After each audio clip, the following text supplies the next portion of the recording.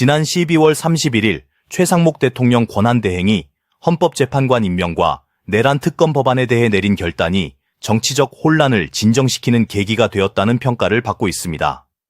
정치적 논란과 갈등이 첨예한 상황 속에서 최상목 대행의 결단은 전국 안정에 중요한 전환점이 되었다는 분석입니다. 최상목 권한대행은 헌법재판관 3명 중 여야가 합의한 2명만 임명하고 나머지 1명은 보류하는 신중한 결정을 내렸습니다. 동시에 내란 특검 법안에 대해서는 거부권을 행사했습니다. 이 과정에서 그는 전임자인 한덕수 권한대행이 주장했던 논리, 즉 권한대행은 헌법재판관을 임명할 자격이 없다는 주장을 무시하고 실질적인 결정을 내렸습니다.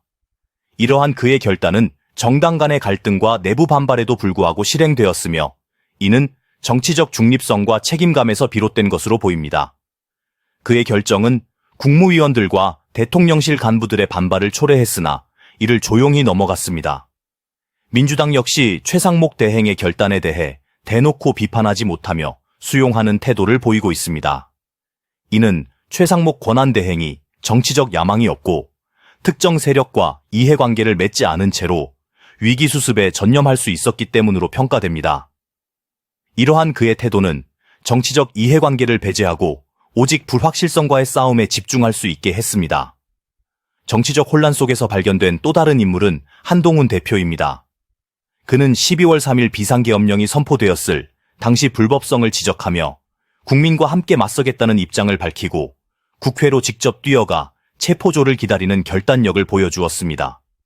이 과정에서 그는 국민적 지지를 얻었고 국민의힘 내에서 주요한 역할을 했습니다.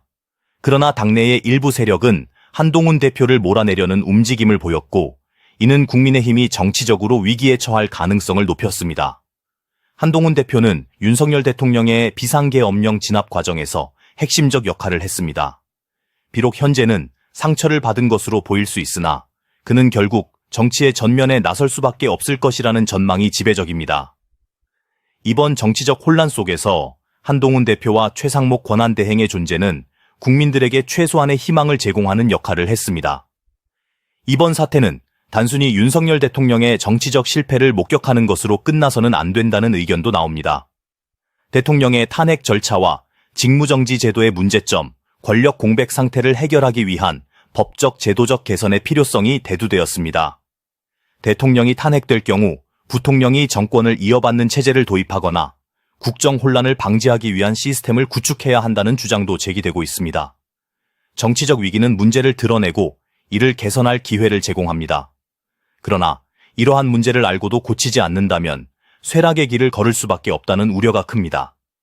이번 사태를 통해 정치 시스템에 여러 문제점이 노출되었고 이를 해결할 수 있는 능력을 우리 사회가 가지고 있는지가 중요한 과제로 남아 있습니다. 한동훈 대표와 최상목 권한대행은 이러한 혼란 속에서 책임 있는 결단과 행동으로 주목받았습니다. 이들의 존재는 국민들에게 최소한의 위안을 주며 정치적 혼란 속에서도 그나마 내일의 희망을 기대해 봅니다. 하루빨리라도 윤석열 대통령의 구속 및 탄핵이 인용되어 한동훈 대표 중심으로 지성적이고 합리적인 보수로 재건했으면 좋겠습니다. 이상 전략TV였습니다.